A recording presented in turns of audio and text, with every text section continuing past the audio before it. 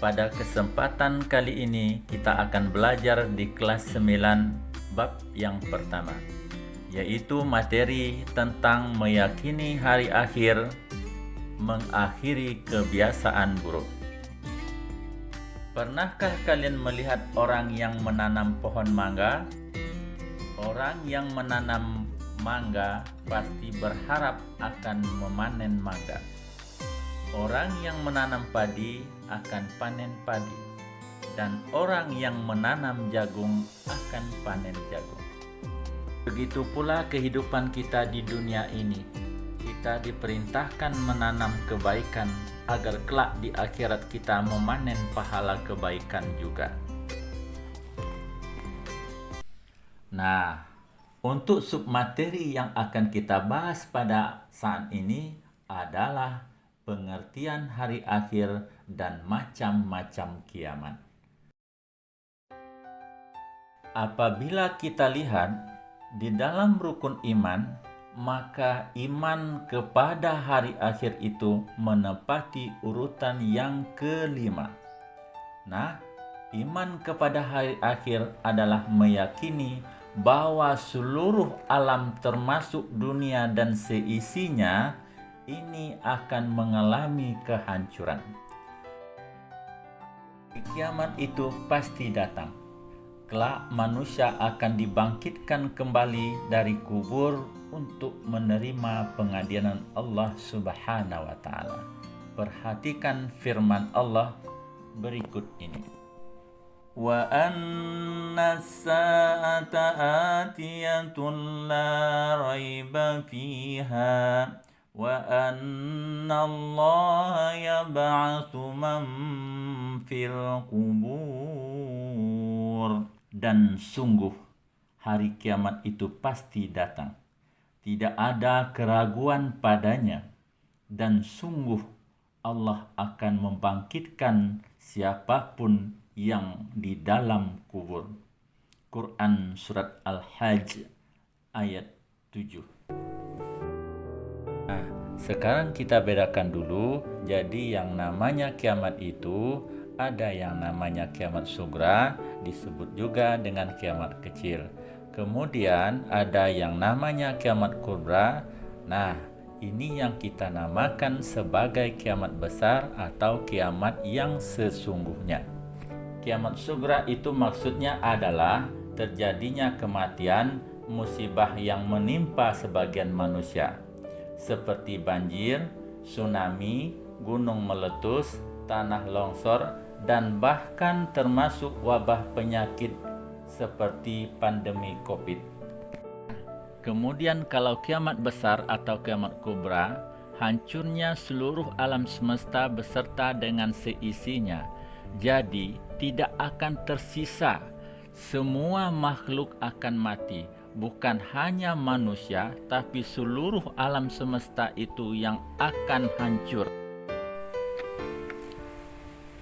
Adapun tanda-tanda kiamat sugra atau kiamat kecil adalah munculnya orang-orang yang mengaku nabi, kurangnya sifat amanah, banyaknya pejabat yang zalim, perzinaan dan pembunuhan merajalela, memperindah masjid tapi tidak memakmurkannya, merajalelanya sadisme, memutuskan tali silaturahmi, buruknya hubungan bertetangga, banyaknya kemusyrikan, orang tua berlagak seperti anak muda, merajalelanya riba dan sifat kikir, banyak wanita berpakaian tapi telanjang, ilmu agama dianggap tidak penting, jumlah wanita lebih banyak daripada pria, banyaknya kebohongan dan informasi simpang siur, banyaknya terjadi musibah.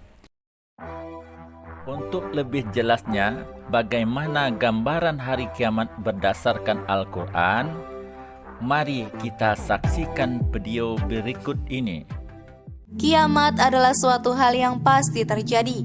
Kita sebagai seorang muslim harus meyakini tentang adanya hari akhir ini. Salah satu cara untuk menambah keyakinan kita terhadap hari akhir adalah dengan mempelajari sesuatu yang berkenaan dengan hari akhir. Salah satu yang wajib kita ketahui adalah tanda-tanda hari kiamat, baik kiamat kecil maupun kiamat besar. Di dalam Al-Quran, Allah menjelaskan semua hal yang berkaitan dengan hari kiamat, mulai dari nama lain dari hari kiamat hingga proses terjadinya hari kiamat. Banyak sekali ayat-ayat yang menggambarkan tentang terjadinya hari kiamat di dalam Al-Quran. Seperti apa hari akhir itu?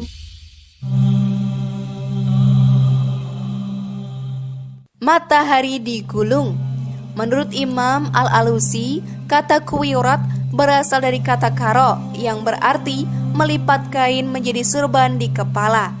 Pada bangsa Arab, memakai surban adalah tradisi yang telah berlangsung lama. Dari situlah Allah ingin menjelaskan betapa mudahnya menggulung matahari sebagaimana orang Arab menggulung surban.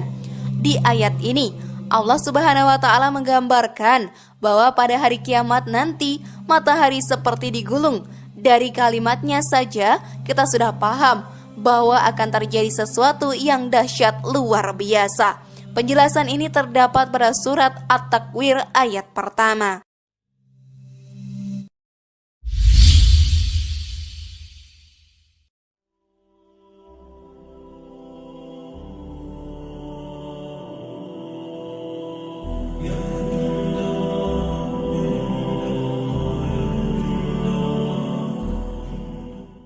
Langit terbelah dan bintang-bintang berjatuhan. Allah menggambarkan bahwa pada hari kiamat nanti langit akan terbelah dan bintang-bintang akan berjatuhan menimpa bumi. Dalam sebuah hadis yang diriwayatkan oleh Abu Saleh dari Ibnu Abbas, Rasulullah SAW bersabda, pada hari itu kiamat tidak tersisa satupun bintang di langit, seluruhnya berjatuhan di atas bumi.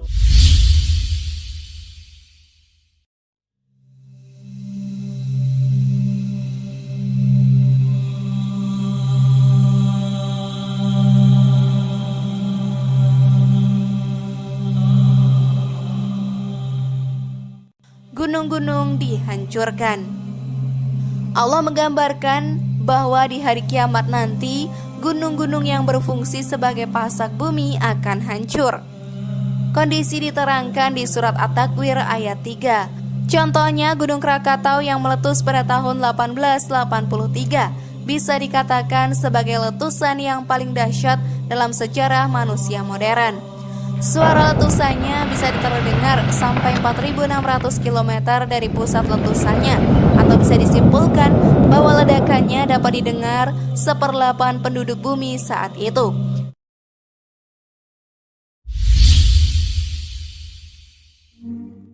Harta kekayaan ditinggalkan, tidak dipedulikan.